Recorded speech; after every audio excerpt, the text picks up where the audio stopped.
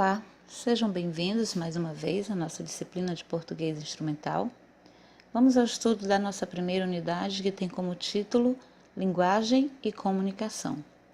Nossos objetivos são entender a linguagem como atividade de interação, conhecer os conceitos dos elementos básicos da comunicação, conhecer as funções da linguagem e sua contribuição para a análise e produção textual. Os conteúdos: linguagem e comunicação, língua e fala, os elementos da comunicação e as funções da linguagem. Uma das principais diferenças entre os seres humanos e os outros animais é a nossa capacidade de utilizar a linguagem, não só para estabelecer uma interlocução com nossos semelhantes, mas também para refletir sobre nós mesmos e sobre o mundo em que vivemos. Por meio das línguas que falamos, um tipo particular de linguagem, expressamos valores abstratos, definimos o que é bom e mal, justo e injusto. Então, podemos conceituar como linguagem uma capacidade restrita aos seres humanos de expressar sentimentos, sensações, transmitir informações, opiniões, ou mesmo expressar desejos, proporcionando a troca de dados entre pessoas de diferentes tradições e localidades. E a língua? O que seria a língua? A língua é um tipo de linguagem. É a única modalidade de linguagem baseada em palavras. O alemão e o português, por exemplo, são línguas diferentes. Então, língua é a linguagem verbal utilizada por um grupo de indivíduos que constitui uma comunidade. E a fala? A fala é a realização concreta da língua, feita por um indivíduo da comunidade em um determinado momento. É um ato individual que cada membro pode efetuar com o uso da linguagem. Escrita e fala são modalidades comuns à maioria das línguas, e o modo como se organizam define identidades para os grupos que as utilizam. Desde sempre, as sociedades humanas julgam as pessoas pela maneira como falam ou escrevem. Então vejamos, a linguagem ela pode ser verbal e não verbal. A linguagem verbal é o uso da escrita ou da fala como meio de comunicação. Temos aqui um trechinho. Aprendi que são os pequenos acontecimentos diários que tornam a vida espetacular, de William Shakespeare, uma frase de William Shakespeare, em que nós vemos o uso das palavras para promover a comunicação, para dizer o que se pensa. Já a linguagem não verbal é outra forma de comunicação, em que o código utilizado é a simbologia.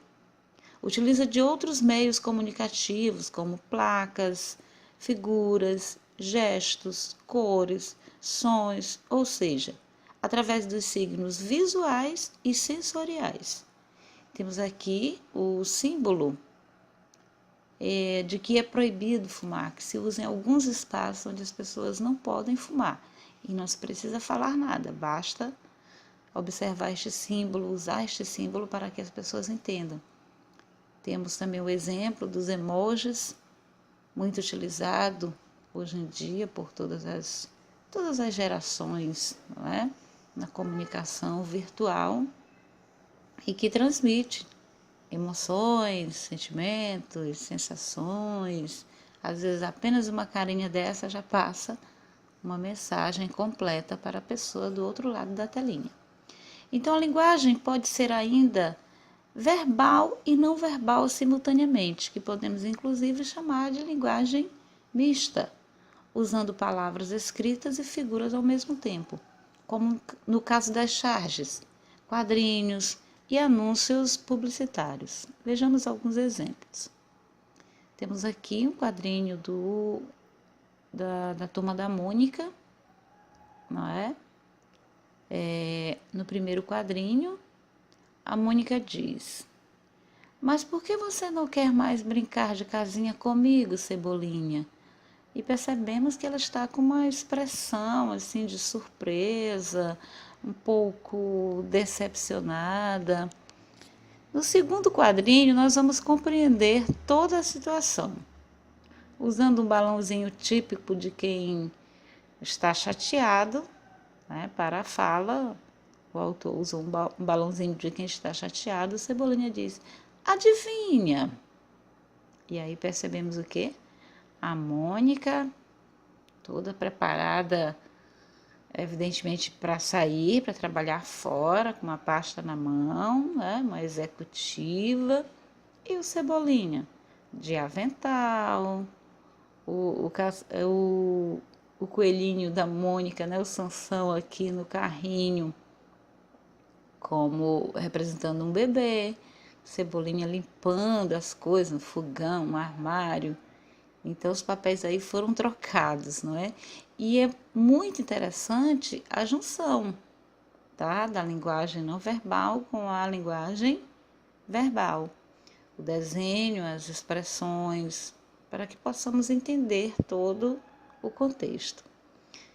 Então, temos aqui também uma charge, não é? Que a legenda está assim, no Rio. Mãe, olha o que eu achei.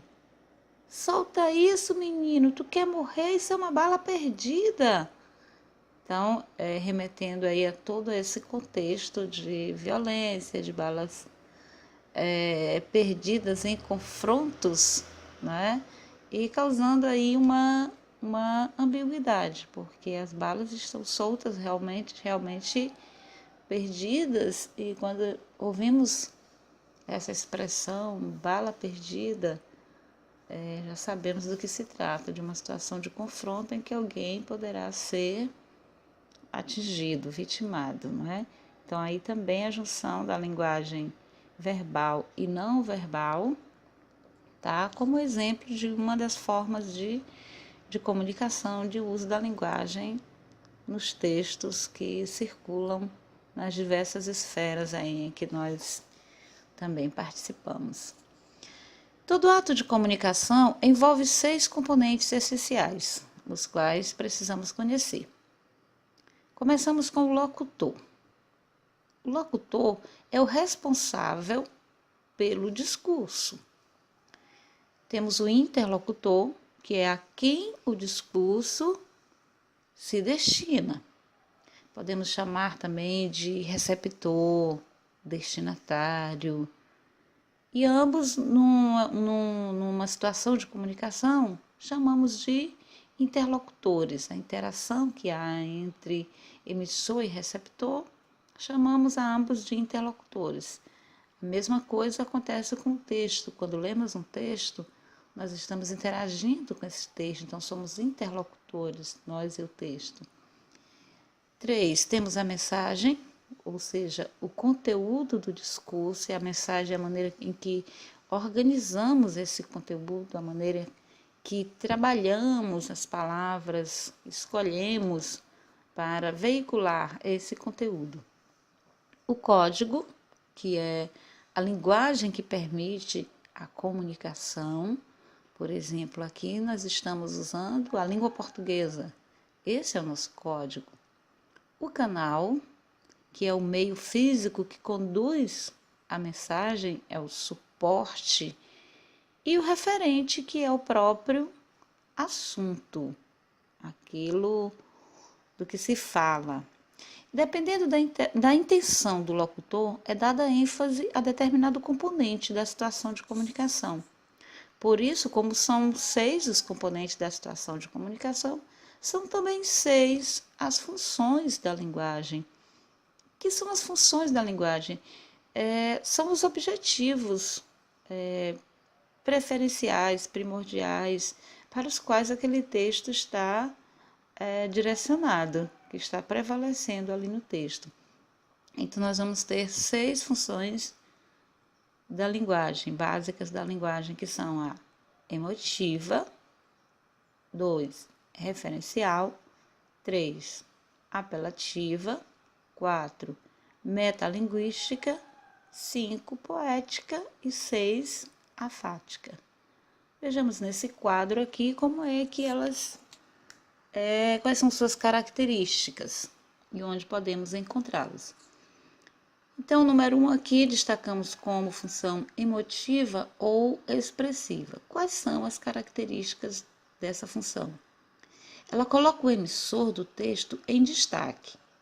O texto é subjetivo, pessoal e expressa sentimento. Destacamos também que ele vai usar a primeira pessoa do discurso, geralmente vai usar a primeira pessoa do discurso. E onde podemos encontrá-las? Em textos líricos que expressam o sentimento da alma do emissor, com essas marcas linguísticas de primeira pessoa, verbos e pronomes de primeira pessoa. A função 2, a referencial. Qual sua característica? O assunto é posto em destaque com o objetivo de informar. Onde podemos encontrá-la? Em textos jornalísticos, didáticos e científicos. A função referencial é aquela que prima pelo uso da linguagem em sua forma denotativa, o mais clara, o mais objetiva possível, para que não haja várias interpretações. Veja que o objetivo do texto é informar. Número 3, temos a apelativa ou conativa. Quais são suas características? O interlocutor ou receptor é colocado em destaque, com a intenção de convencimento. O objetivo aqui é persuadir, é atingir o interlocutor, o receptor. Onde podemos encontrá-lo? Em discursos políticos, anúncios publicitários e argumentações jurídicas. Veja que esses textos estão focados em quem os lê, quem os escuta, como uma propaganda, por exemplo. Aproveite nossas promoções, visite nossa loja. A quarta função é a função metalinguística.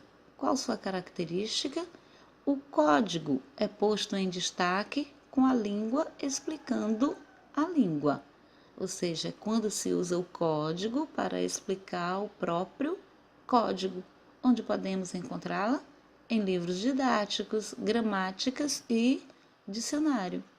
Aqui agora, por exemplo, no texto que estou produzindo aqui, a função que estou usando primordialmente é a metalinguística, usando a língua para explicar a própria língua.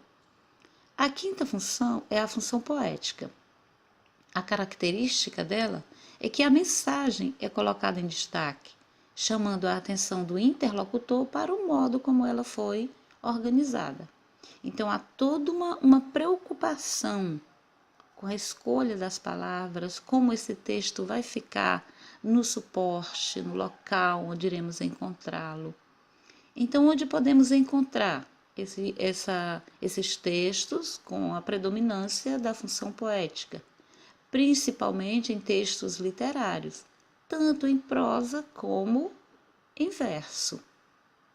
O verso é bem mais característico porque você vê uma preocupação com a escolha das palavras, mas podemos encontrá-la também em prosa, quando há um certo lirismo, quando houve uma intenção de chamar mais atenção à forma como se disse do que talvez até mesmo o que é dito. E a sexta função é a fática.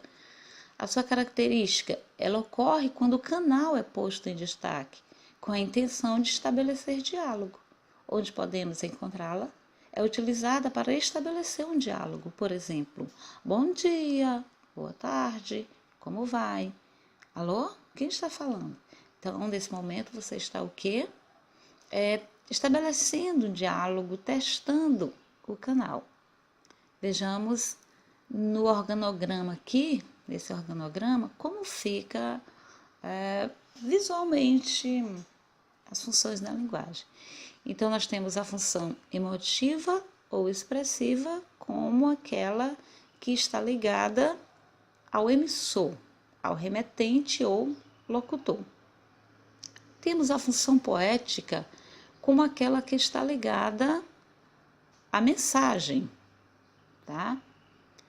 A função conativa ou apelativa está relacionada preferencialmente ao receptor, destinatário ou interlocutor. A função metalinguística está ligada ao código, utiliza o código para explicá-la. Tem também um sentido denotativo, como, por exemplo, o uso da língua para explicar a própria língua. Um pintor que faz um quadro, né? Coloca ali ele mesmo, pintando. Pode ser também um poema, cujo conteúdo fale da poesia, de se fazer um poema, de como se faz. O eu lírico tenta mostrar o que sente ao escrever. Pode ser também um texto em prosa em que o escritor fala dessa atividade da escrita. A função fática está ligada ao canal, a conexão física e psicológica, testando o canal, estabelecendo inicialmente uma comunicação, iniciando um diálogo. E a função referencial ou denotativa. Essa está ligada ao referente, ao contexto, ao assunto. Seu objetivo principal é estabelecer comunicação, é ser clara, objetiva. Vamos lá? Vamos aos exemplos. Temos um exemplo aqui em que podemos encontrar tanto a função referencial quanto a função metalinguística, ou seja, é dada importância ao assunto, à informação que passa, mas também nós vamos perceber o código explicando o código. Observe, um dos temas estudados na fonologia é a ortoépia, que é o estudo da pronúncia correta das palavras. A prosódia, por sua vez, trata também da pronúncia das palavras, mas se limita à tonicidade das sílabas. O que vemos aqui? Então, temos um conceito de língua portuguesa sendo explicado pela própria língua portuguesa. Vejamos um outro exemplo em que podemos encontrar a função poética e a metalinguística ao mesmo tempo. O poeta é um fingidor, finge tão completamente que chega a fingir que é dor, a dor que devera sente. Temos uma estrofe do lindo poema Autopsicografia de Fernando Pessoa. Que percebemos aqui? O poeta é um fingidor, finge tão completamente que chega a fingir que é dor, a dor que devera sente. O eu lírico falando dos sentimentos do próprio poeta, ou seja, ele fez uma poesia para falar de poesia. A isso chamamos metalinguagem, o código falando do próprio código.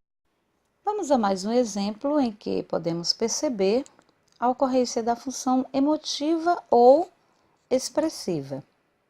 Ando devagar porque já tive pressa e levo esse sorriso porque já chorei demais.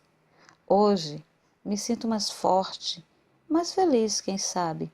Só levo a certeza de que muito pouco sei, ou nada sei. Penso que cumprir a vida seja simplesmente compreender a marcha e ir tocando em frente. Algumas estrofes aí da linda música Tocando em Frente de Almir Sater, bem conhecida por todos, não é? Vejamos como ela foi construída, voltando para as emoções da primeira pessoa, do emissor. Ando, tive, levo, sinto, penso. São marcas linguísticas de primeira pessoa, tratam das emoções, dos sentimentos do próprio emissor do texto. Então, quando isso acontece, dizemos que a função predominante nesse texto é a função emotiva ou expressiva. Poderíamos dizer que nesse texto há função poética? Sim, poderíamos, porque houve todo um trabalho de escolha das palavras e sua disposição no papel. Então, podemos dizer sim que há nesse texto ocorrência da função poética. Nosso próximo exemplo vai tratar da função fática, uma representação aí de uma antiga brincadeira das crianças, né? Alô? Então, quando esse momento inicial de se estabelecer uma comunicação, de se chamar a atenção do interlocutor para que se concentre no diálogo que vai começar, ou mesmo iniciando esse diálogo, cumprimentando, testando de alguma maneira o canal, vemos a ocorrência da função fática. Então, chegamos ao final dessa nossa videoaula da unidade 1, não é?